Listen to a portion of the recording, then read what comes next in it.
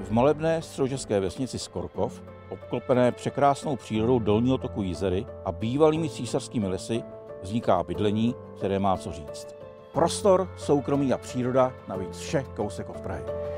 Jeden velký dům se 3 bytovými jednotkami, které si můžete přizpůsobit podle svých představ. Každý byt nabízí 94 m2 podlahové plochy, prostornou zahradu a vlastní parkovací stání.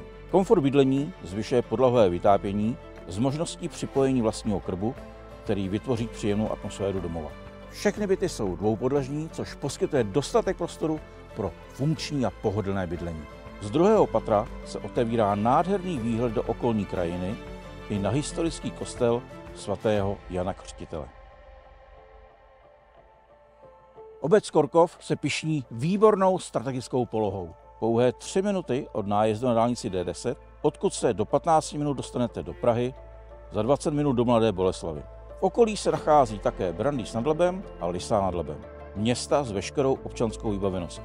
Cestujte tak pohodlně za prací, nákupy a volným časem. Myslím, že představení už bylo dost. Nyní je řada na vás. Neváhejte a přijďte zažít atmosféru Skorkova na vlastní kůži.